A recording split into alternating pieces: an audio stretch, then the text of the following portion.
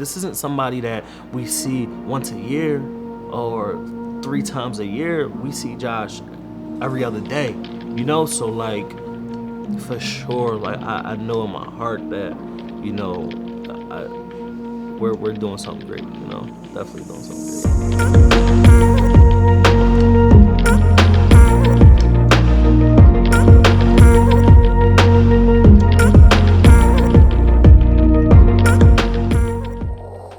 Whole entire family is from the Kensington section, and for me, when I was a kid, that's where I used to always run around and do everything, you know. And you know, as a kid, I wasn't the best kid. I stood in a lot of trouble when I was a kid, you know, and that was because I didn't have the best role models, you know. Like, everything that my brother would do is stuff that I wanted to do. So he come home with, you know, fat, flashy stuff, and he come home, you know, with a bunch of money, and it's like, that's what I want to do, you know. I want to come home with a bunch of money and stuff like that. And you know, as I got older, I noticed that that just wasn't the route to go, because it just kept me in a lot of trouble when I was a kid. Like, I was a very, very troubled kid, you know. So when I say trouble, I mean in and out of juvenile detention centers when I was a kid. First time that I ever got in trouble by the police was at the age of 13, you know?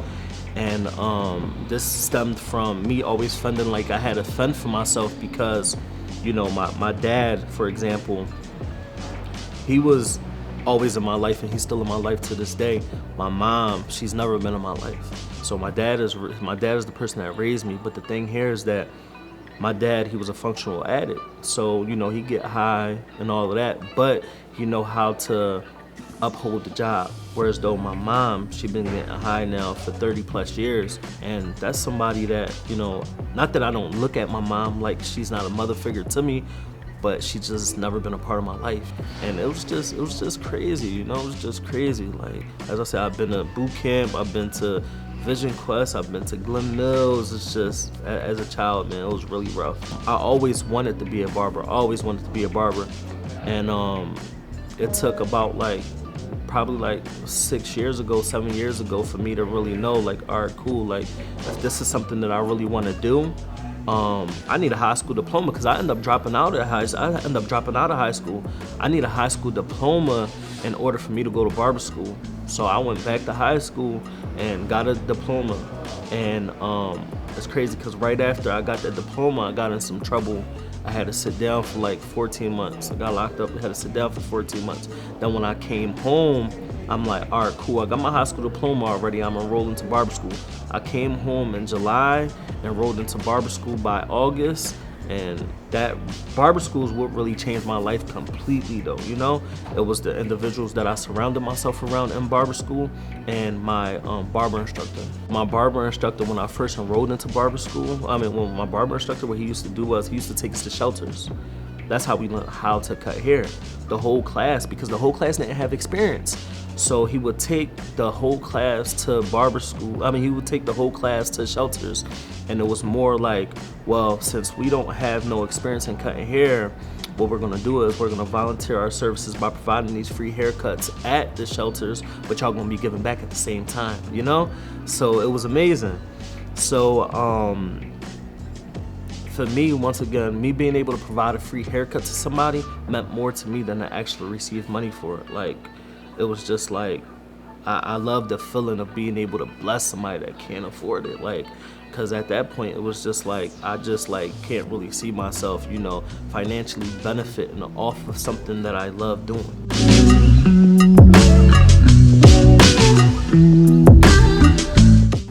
So basically, Empowering Cuts is a nonprofit organization based out of Philadelphia, and we travel the country and we provide free haircuts for the homeless.